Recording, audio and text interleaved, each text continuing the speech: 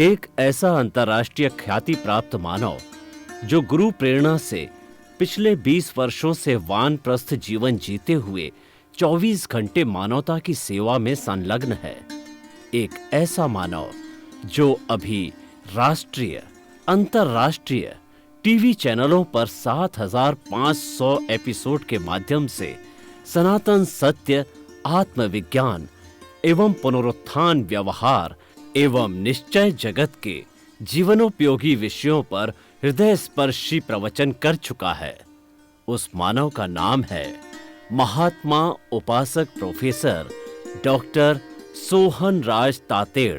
Professor Tated द्वारा योग, दर्शन, शिक्षा विषयों पर रचित पीएचडी स्तर के 250 शोध ग्रंथ भारत के 100 प्रतिष्ठित विश्वविद्यालयों में शोधार्थी पढ़ रहे हैं तथा वे सभी शोध ग्रंथ वहां की सेंट्रल लाइब्रेरियों में उपलब्ध हैं।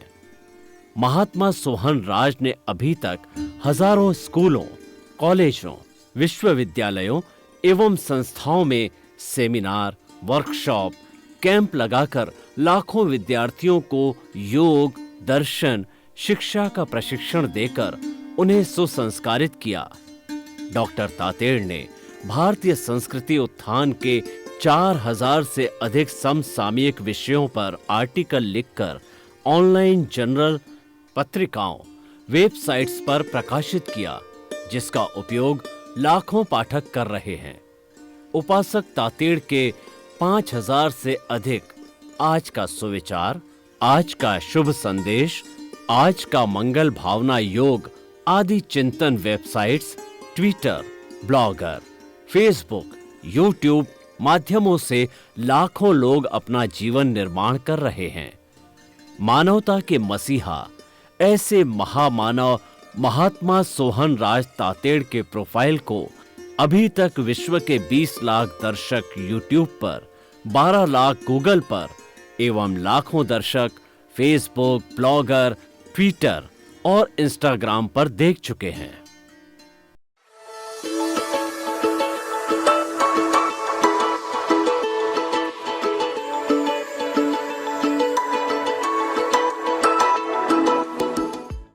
आइए, सुनिए, देखिए, समझिए सनातन सत्य। जैसी दृष्टि वैसी सृष्टि, दृष्टि विज्ञान। कुदरत, कुदरती रचना एवं कुदरत के कानून से शाश्वत सुख की प्राप्ति। जोधपुर के परम पूज्य महात्मा उपासक प्रोफेसर डॉक्टर सोहन राज तातेड़ के निर्देशन में सनातन सत्य। जैसी दृष्टि वैसी सृष्टि, दृष्टि विज्ञान।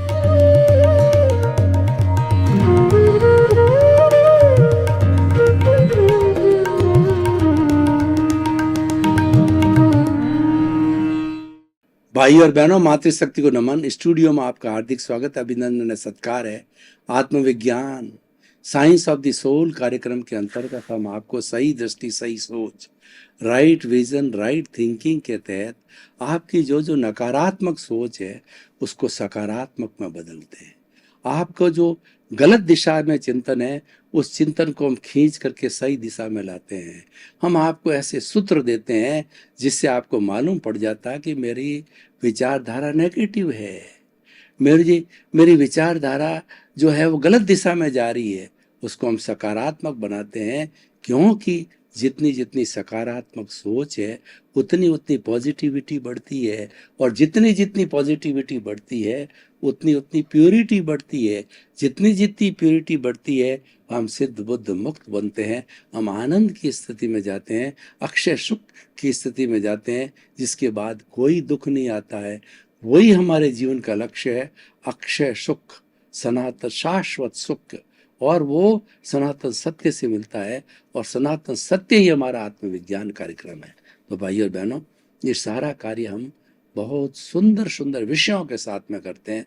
तो आज का हमारा टॉपिक, आपका जो विषय है वह है चेतन, अवचेतन और जो है अचेतन मन। फ्राइड ने 3 तरह के मन बताए।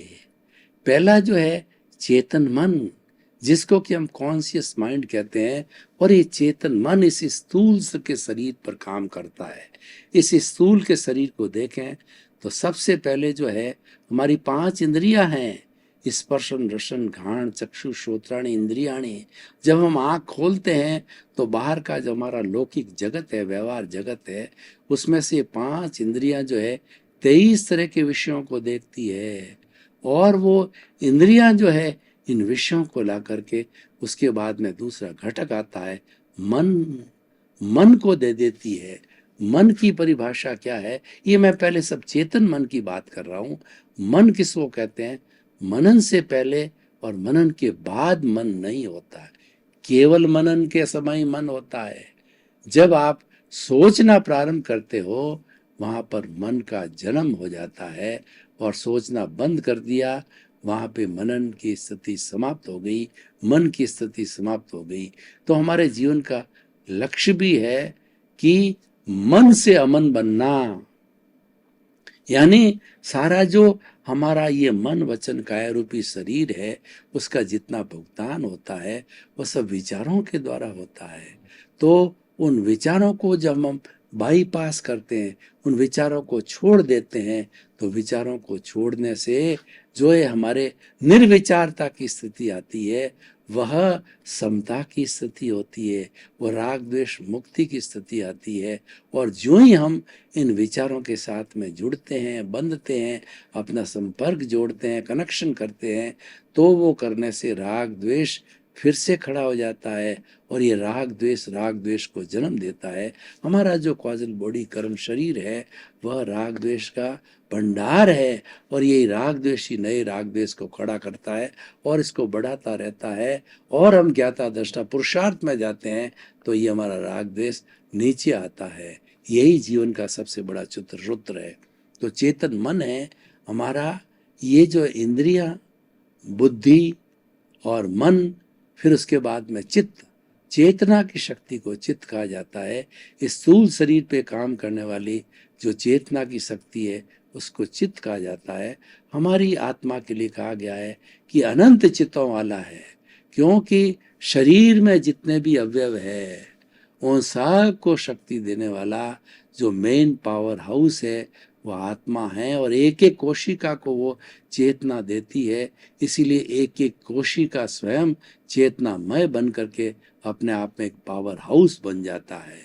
एक एक कोशिका 60 खरब की कोशिकाओं में एक कोशिका के लिए कहा जाता है कि वही किसी भी नर की एक कोशिका को निकाल करके कल्चर मीडिया में सुरक्षित रख करके मादा के गर्भ में अगर स्थापित की जाती है, और जिस तरह के भ्रूण को जो है हम आर्द्रता, टेम्परेचर और प्रेशर जो कुछ भी है उसको डेवलप होने के लिए जितना गर्भ में होता है वो अगर स्थापित बिना इंटरकोर्स के भी ये कार्य होता है, तो ये वहाँ स्थापित करने से जिसको क्लोनिंग बोला जाता है, जिसको कि जो है वो बेबी बोला जाता है, क्लोन, बेबी क्लोन बोला जाता है, तो वो फिर धीरे धीरे डेवलप हो करके और 9 महीने के बाद में जिसकी कोशिका है उसके जैसा रंग रूप हूबहू बन जाता है, कोई डिफरेंस नहीं होता है।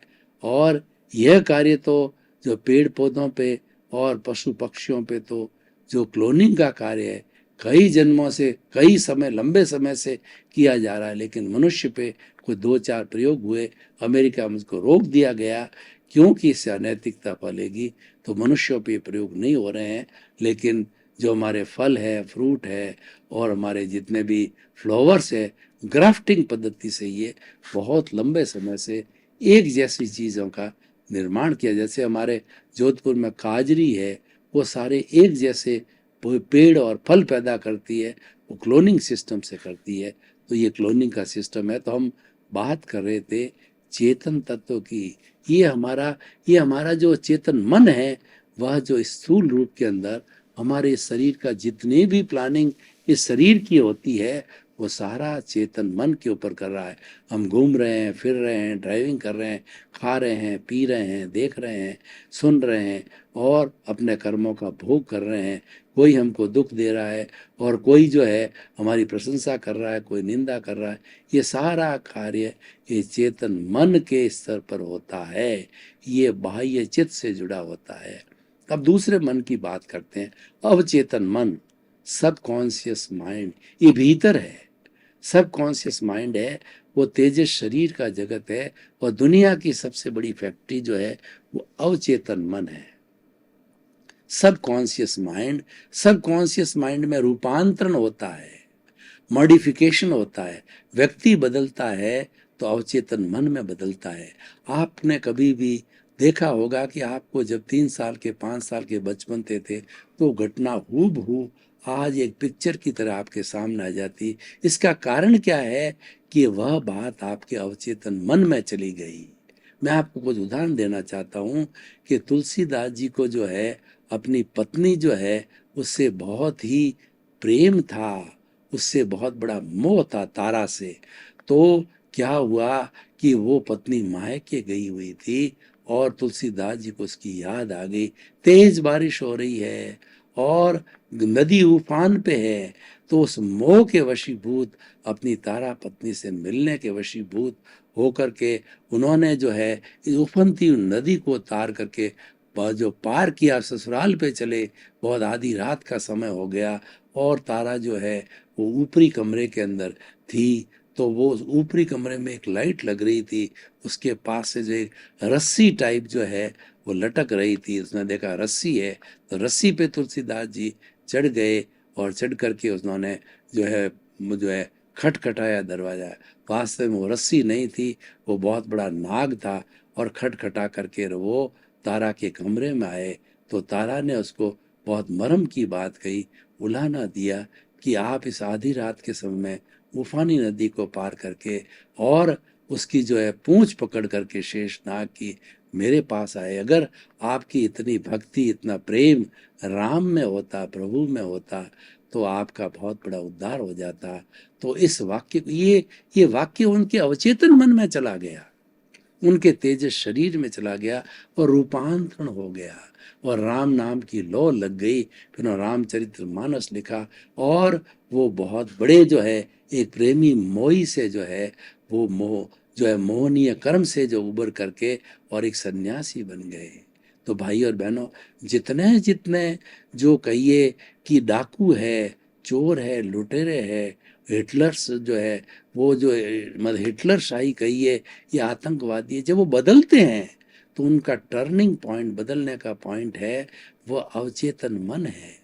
अवचेतन मन के अंदर हमारी लेश्याएं होती, कलर्ड लेश्या होती है और वो कलर्ड लेश्या रूपांतरण का काम करती है। लेश्या का मतलब कलर्ड।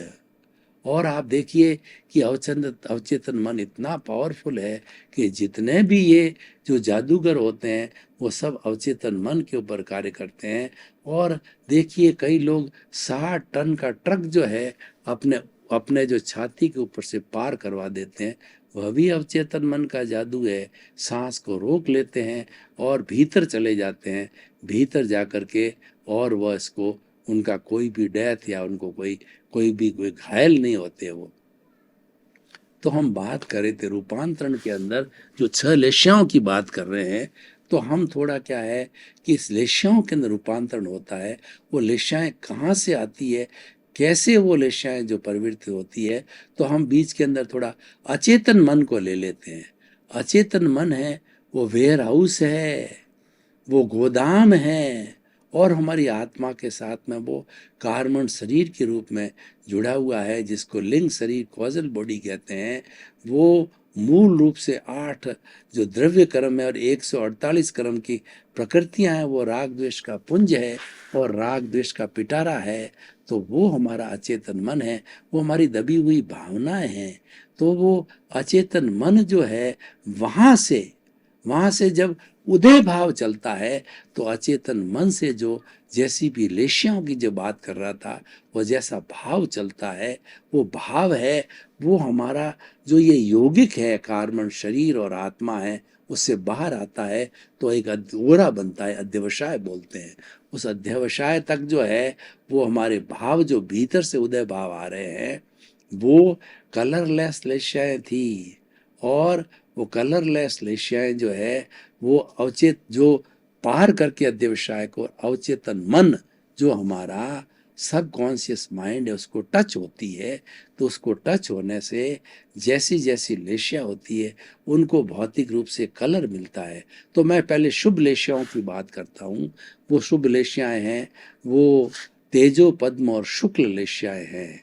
वो तेजो पद्म शुक्ल तेजो लेशिया जो होती है वो हमारा उगता हुआ सूर्य जो का जो अरुणिमा कलर होता है, पिंक कलर का होता है, वैसी हमारी वो तेजो लेशिया कि वो भाव रूप में अपन जो भाव कलरलेस आ रहे थे उसमें परिणित हो गए हैं, क्योंकि वो शुभ भाव है। तो वो जो लेशिया है वह हमें आनंद की प्राप्ति देती है। भीतर से जब शुभ भाव आते हैं तो कलर्ड लेशिया पिंक कलर की होती है, ब्राइट लेशिया होती है, वो आनंद की अनुभूति कराती है। और भीतर से हमारी जो लेशिया है वो काकर जो पद्म लेशिया होती है, यानी वो हल्दी के कलर की तरह की ब्राइट होती है। तो ऐसे शुभ भाव आने पर हमें परम शांति की महसूस होती है, आनंद और शांति की महसूस होती है। और भीतर से जो है वो भाव और भी शुद्ध आते हैं, प्योरिटी के भाव आते हैं, पॉजिटिविटी के भाव आते हैं। तो वो हमें वाइट ब्राइट कलर की जो लेशिया बन जाती है, जो शुक्ल लेशिया कहलाती है। शुक्ल लेशिया बहुत बड़े बड़े जो साधक ज्ञानी पुरुष होते हैं उनके ही आती है। नॉर्मल व्यक्ति के साथ में शुभ भाव में तेज और पद्म आती है, फिर भी जिसके भी आती है वो शुक्ल लेशिया है, प्योरिटी कराती है। और शुक्ल लेशिया जब लंबे लंबे समय तक रहती है, निर्विचारता की अवस्था आती है, निर्विचार समाधि की अवस्था आती है, संपूर्ण समाधि की अवस्था आती है। और अवस्था प्राप्त करते करते धीरे धीरे सारा कार्बन शरीर जीरो होकर के और आत्मा सिद्ध बुद्ध और मुक्त बन जाती है। तो ऐसी हमारी शुभ लेशियाएं हैं। ये लेशियाएं क्या होती है, इनका सबका जैसा मैंने बताया कलर में रूपांतरण होता है। अब आप देखिए कि हमारा जो अवचेतन मन है उसके साथ में पहले तो है हमारा चेतन मन से लेशियाएं अवचेतन मन में आई, इनका रूपांतरण हुआ। रूपांतरण होने के बाद में जो हमारा चेतन मन है उसके साथ में जुड़ी हुई सारा भीतर एक ही जगत के अंदर है, उसके साथ में एंडोक्राइन ग्लैंड्स होती है, वो डक्टलेस होती है, उसमें कोई छेद नहीं होता है। उनका संपर्क हमारा चित्त से होता है, बुद्धि से होता है, मन से होता है, इंद्रियों से होता है, और हमारे जो कर्म तंत्र हाथ पांव ब्लड सबसे उनका संबंध होता है। तो जो भीतर से जैसी शुभ लेशियाएं आई तो वो क्या होती है, वो वाइब्रेशन फॉर्म में होती है। वो वाइब्रेशन डक्टलेस जो है ग्लैंड्स होती है उससे टच होते ही लिक्विड फॉर्म में बन जाती है, हार्मोन्स में बदल जाती है, शुभ हार्मोन्स पा जाती है। और वो हार्मोन्स जो है वो सचेत करा करके चित्त को, मन को, बुद्धि को, सबको इंस्ट्रक्शंस दे करके ऐसे हार्मोन्स आए हैं और ब्लड के साथ में मिल जाते हैं, पूरे ब्लड में पूरी बॉडी में फैल जाते हैं। तो वैसा ही जो है हमारा भीतर से जो भाव आया था उसके अनुरूप जो हमारा जो मन काम करने लग जाता है, जिसको कि हम चेतन मन की बात करते हैं, तो वैसे विचार बनते हैं। तो कहा जाता है कि जैसे भाव भी भीतर से जो है वो हमारी जो है लेशिया फॉर्म के अंदर आए थे, वाइब्रेशन फॉर्म में, तो जैसे वो द्रव्य फॉर्म में हार्मोन्स बने, तो जैसे भाव वैसे विचार, और फिर आगे जैसे जैसा विचार वैसा आचार, व्यक्ति हाथों पाँवों के से दिमाग से वैसे आचार करने लग जाए। भीतर से शुभ लेशिया है, किसी की सेवा करेगा, परोपकार करेगा, और किसी के पास धन है तो दोनों हाथों से धन को बांटेगा, गरीबों की सहायता करेगा, उसके अच्छे अच्छे विचार आएंगे और वह आगे से आगे बढ़ता जाएगा। ये शुभ लेशिया का जो प्रभाव है जो कि हमारे अवचेतन मन से जो है जुड़ा हुआ है, और हमारा सारा उसका रूपांतरण होकर के चेतन मन के अंदर आएगा। चेतन मन के अंदर वह उद्घाटित होगा, चेतन मन के अंदर वो भुगत लिया जाएगा। ब्लड के सर्कुलेशन के साथ में वह व्यक्ति वैसा कार्य करता रहेगा और वैसा ही उसका व्यवहार होगा, वैसी उसका जो पहचान होगी। तो भाई और बहनों, ये मैंने तीन तरह के आपको मन की बात बताई। चेतन मन इस स्थूल शरीर पे काम करता है, और भीतर का अवचेतन मन फैक्ट्री है, वो रूपांतरण करता है। रूपांतरण में मैंने शुभ लेशियाओं की बात कही। अशुभ लेशिया भी बीच से आती है। कृष्ण नील कापोत ब्लंट कलर की होती है। कृष्ण मतलब काले रंग की होती है। वो काले रंग के क्या होते हैं, बहुत बड़े हिंसा के भाव होते हैं। कसाई है, स्लॉटर हाउस वाले हैं, और व्यभिचारी है, उनके भाव होते हैं वो कृष्ण लेशिया। और कृष्ण लेशिया जब जो है भीतर एंडोक्राइन ग्लैंड से हमारे भीतर आती है तो व्यक्ति व्यभिचारी बनता है, व्यक्ति स्लॉटर हाउस में जाता है, स्लो व्यक्ति जो है वो कत्ले आम करता है, आतंकवादी बनता है, अपराध करता है। और नील लेशिया के भाव आते हैं तो नील लेशिया का मतलब ब्लंट जो नीले कलर का, वो धोखा धड़ी, अपराध, मिलावट, और इस तरीके किसी को जो है वो लड़ाई कराना, झगड़े कराना, ये सारा नील लेशिया के है। और कापोत लेशिया उसके हल्की होती, कबूतरी रंग की होती है। तो कबूतरी रंग के नेगेटिव थॉट्स आते हैं व्यक्ति के अंदर, बुराइयां आती है, व्यसन आते हैं, ये सारा का बुराइयों का काम है। ये कृष्ण नील कापोत लेशिया का होता है। व्यक्ति बुरे आचरण में आ जाता है। और शुभ लेशिया अंदर से भाव आते हैं, तो शुभ लेशियाओं के भाव है व्यक्ति को अच्छा इंसान बनाते हैं। और जो अशुभ लेशिया के भाव उसको दानव बनाते हैं, पशु बनाते हैं। हमारे जिस तरीके से तीन तरह के जो मन है, तो हमारा मस्तिष्क है उसकी भी तीन लेयर है। पहली लेयर है वो जो लेयर जो हमारी animal human layer, animal mind layer. तो एनिमल लेयर वाला क्या होगा, मैं और मेरे, जिसको हम स्वार्थ की वृत्ति कहते हैं, उसके अंदर ही रहेगा मेरा घर, मेरा परिवार, मेरा धन, मेरा दौलत, मेरे बाल, मेरे बच्चे, मैं और मेरा, मेरा पद, मेरा प्रतिष्ठा। उसके भीतर ही स्वार्थ की जो है वो भावना से कार्य करेगा। ये एनिमल, जैसे एनिमल काम करता है, कुकर सुकर करत है खान पान रस भोग, तुलसी व्रथा न खोइए तन भजने योग। जो हमारे जितने भी पशु पक्षी होते हैं उनका दिमाग, उनका मस्तिष्क इतना ही होता है, विकसित उसकी बुद्धि नहीं होती है, तो वो सारा यही कार्य करते हैं। वो सिर्फ स्वार्थ की चेतना में जुड़ा होता है। लेकिन उसके बाद जो दूसरा जो होता है वो परार्थ की चेतना कहा जाती है, जो ह्यूमन माइंड कहलाता है।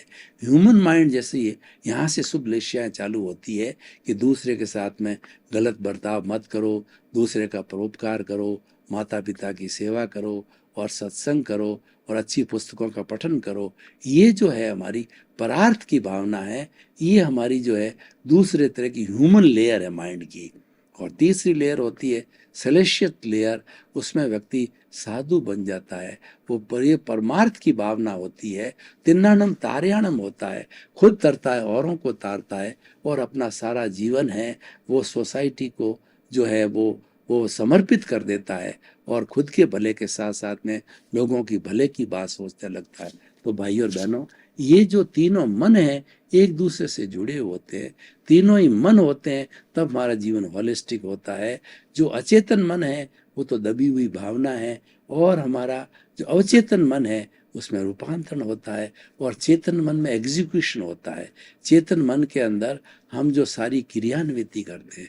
तो ठीक उसी तरीके से उल्टा चक्र देखें हम, तो ये जो राग द्वेष का जो चक्र है कि इंद्रियों से जो हमने लिया, मन के माध्यम से, बुद्धि के मान से, चित्त के माध्यम से, एंडोक्राइन ग्लैंड के माध्यम से, फिर हम रिवर्स डायरेक्शन के अंदर गए, तो हमने जो है वो अवचेतन मन को दे दिया। और अवचेतन मन से वैसे भाव बन करके, अच्छे या बुरे भाव बन करके हमारा चेतन मन है जो कॉजल बॉडी, उसमें जाकर के जुड़ गए। और आने वाले समय जब उदय होगा तो फिर वो जो है वो क्रियान्विति में आएंगे। तो ये चक्र जो है चलता रहता है, ये साइकिल चलती रहती है। और इसको हम 4 गति 84 लाख जीव योनियों का भ्रमण बोलते हैं। और व्यक्ति जो डलता रहता है, लेकिन इन सबको रोक देता है। यानी शुभ के सामने अशुभ, के सामने शुभ भाव। यानी कोई व्यक्ति साधनाशील होता है तो उसको मालूम पड़ जाता है कि मेरे भीतर से अशुभ भाव आ रहे हैं, तो अशुभ भाव के सामने जो है शुभ भावों को खड़ा कर देता है। निराशा के भाव आते हैं, उत्साह के भाव खड़े कर देता है।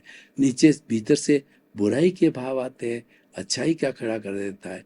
हिंसा का भाव आता है, अहिंसा को खड़ा देते हैं। तो क्या है कि हमारे अशुभ भाव दब जाते हैं। कहने का अर्थ ये है आप रूपांतरण करना चाहते हो, इसके लिए प्रैक्टिस चाहिए, बहुत बड़ी प्रैक्टिस चाहिए।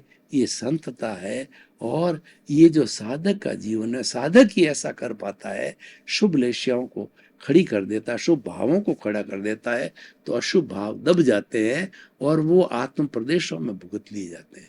भुगतान दो तरह का होता है, एक तो हमारा जितना प्रारब्ध और उदय है वो हम शरीर में भुगतते हैं, शरीर को वेदना होती है, सुख दुख की अनुभूति होती है, हमारे कष्ट होता है, वो सारा होता है। एक होता है आत्म प्रदेशों, मतलब जो है वो चीज जो है हमारे शरीर में नहीं भुगत करके, हिसाब तो करना पड़ेगा, आपको भुगतान हर हालत में होगा, लेकिन वो आत्म प्रदेशों में भुगत लिया जाता है। कैसे भुगत लिया जाता है, मैं आपको उदाहरण देना चाहता हूँ। ये कैंसर का मरीज है और वो कैंसर के भीतर जो है दीम उसको खा रही है, चाट रही है, तो उसको बड़ा कष्ट की अनुभूति होती है, वो चिल्लाता है, हाय तौबा करता है और शरीर को ऐसे ऐसे करता है, दुख की अनुभूति करता है। अब क्या, उसको अगर वो भगवान का भक्त है तो आपने एक अच्छी भगवान की आराधना, चौबीसी या भगवान के भजन जो उसको प्रिय हो वो टेप में लगा दिया, और टेप वो अकेला बैठा बैठा टेप सुनता रहता है, तो उस व्यक्ति का जो, उस मरीज का सारा ध्यान उस ईश्वर की वाणी में, उस भजन में चला जाता है। अब देखिए कि भीतर उसका कष्ट तो चल रहा है, लेकिन वो कष्ट कहाँ भुगतान हो रहा है, उसका आत्म प्रदेश में हो रहा है, क्योंकि उसका ध्यान हट गया उसका। भाई और बहनों, आपका बहुत बहुत धन्यवाद। आप हमारा ये आत्मविज्ञान कार्यक्रम बराबर देख रहे हो, देखते रहिए। आत्मविज्ञान कार्यक्रम से जीवन निर्माण के सूत्र मिलेंगे, आपका जीवन अच्छा बनेगा, आपका परिवार अच्छा बनेगा, आप अच्छे संस्कारी बनोगे। इसीलिए ये बनाया गया। आप इसको रोज देखिए, और आपकी कोई जिज्ञासा हो तो हमारे पर्दे के पीछे ईमेल, मोबाइल ऐप और वेबसाइट के माध्यम से जिज्ञासाएं भेजेंगे, समाधान मिलेगा आपको, और उसके अनुरूप नए नए एपिसोड्स हम तैयार करेंगे। आपके प्रति मंगल भावना, शुभ।